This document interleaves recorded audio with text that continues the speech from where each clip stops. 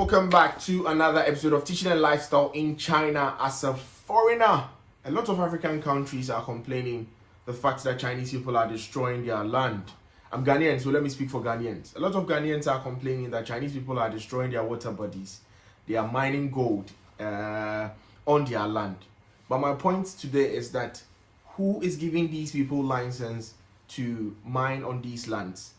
Is there a process they need to go through before they get the license to mine gold on our lands? So I saw a video on the internet yesterday and I wanted to react on it. So in Uganda, there is a group of Chinese people who are doing mining, and I don't know if they have the license or not, but the authorities came to where they are, and unfortunately for them, they were asked to evacuate from that place because they were doing illegal mining. But the question is, who gave them the license to mine at that place?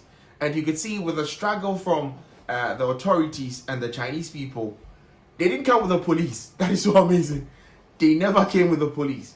It was the authorities and the Chinese people. So it was back and forth. And finally, they let the Chinese people go. So who is in control? Who is in power? Who has the mandate to tell these people to stop whatever they are doing on our lands?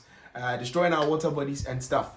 We'll go and then we'll go check out the video, and you also leave your comment in the comment section so that we understand who is giving these Chinese people the chance to mine on our lands. One of the main criteria used to define illegal mining is the absence of land rights, mining license, exploration or mineral transportation permits, or of any documents that could legitimate the ongoing operation.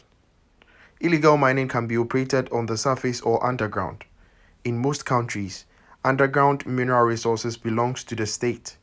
Therefore, mineral resources can only be operated by a licensed operator according to the law and regulations of the local government. You can see from the video that local authorities have taken power into their own hands without involving the police. The greatest challenge in addressing the enormous problem of illegal mining is a complex and diverse conversation between stakeholders in trying to define the rules of the game. So now, what is illegal mining? How are illegal miners dealt with?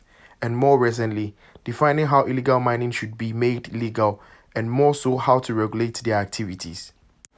Because corruption is fueling this sector, both with chiefs and government officials, it's very hard for an individual to bring these illegal miners down.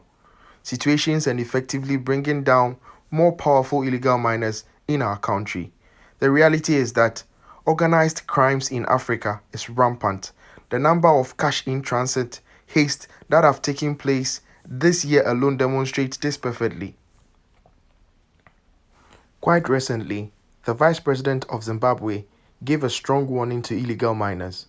He said, "As government, we are concerned about the illegal mining activities being conducted in our land. A strong warning is being given to those operating in illegal areas, as they would face the full wrath of the law. I therefore urge security agents to immediately take action and stop the unlawful mining endeavors henceforth," he said. So my point now is, who are those selling guns to these Chinese people? Who are giving them the license to operate illegally? Again, you can never do this in China, holding an official who is in for your arrest. Meanwhile, you can see from the video Chinese men struggling with the official, either being a government official or a police CID. In Ghana, we produce a variety of minerals including gold, diamond, manganese, and bauxite, with gold accounting for over 90% of its overall mining output. In June 2019, the country became Africa's #1 gold producers, beating South Africa, which has held the continent's top spot for several years. Factually, Ghana's gold is also easier and cheaper to mine, which has seen leading companies such as Gold Fields and Anglo Gold Ashanti align their strategies towards the West African nation. In 2017, the government placed an indefinite ban on small-scale mining activities in its quest to find a solution to the illegal mining source. This was met with heavy resistance by duly registered small-scale miners. Successive governments, specifically over the last 2 decades, have made efforts to clamp down on the menace, but it is clear that illegal miners have a stronger will and have become more creative in sustaining their activities, most especially Chinese nationals. From this video, I still can't figure out what is really happening with the authorities and the Chinese people.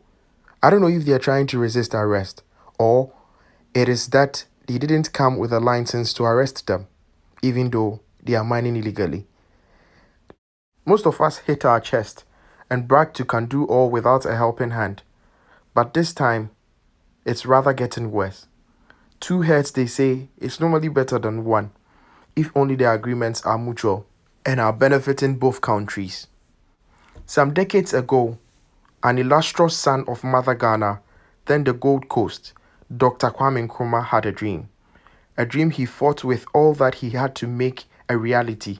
And exactly on March 6, 1957, when his dream was made a reality, he said, and I quote, "But also, as I pointed out, that also entails hard work, that New Africa is ready to fight her own battles and show that, after all, the black man is capable of managing his own affairs." But I'm sure late Dr. Kwame Nkrumah would be turning in his grave by now, because absolutely this was not his idea of us managing our own affairs. He might have had a flawless dream that the black man would be capable of managing things on his own in future, when on that fateful day, and 9th of 6 March 1957, he climbed onto the podium and made that speech. But years after his death, questions have been asked as to whether Ghana, black man's country, is capable of managing its own affairs. To me, it's a big no. We keep bringing these Chinese nationals to help us dig gold, help us construct our roads. In as much as I don't want to sound judgmental, I would say all heads of states aside Dr. Kwame Nkrumah have done little to achieve Nkrumah's dream for Ghana. Just to mention a few: Muammar Gaddafi of Liberia, Robert Mugabe of Zimbabwe, and many others. Africa is blessed with minerals and natural resources just to make our continent great and strong, yet we are not able to make any good use of it. Again, when you take into consideration numerous contacts that can be well executed by local contractors but instead awarded to foreigners, and the sort of political leadership styles we have in Africa have been exposed to them, obvious that not all black men are capable of managing their own affairs. Indeed, the battle of foreign rule and imperialism might have ended, but the black man is still fighting the battle of a correct attitude, greed, corruption, and positive thinking. Until the black man is able to conquer these, we will still be enslaved in an independent state and we cannot manage our own affairs well enough.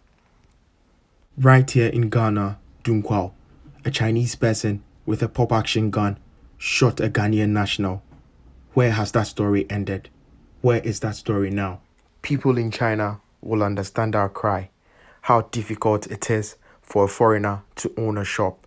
How difficult it is for a foreigner to own a driver's license.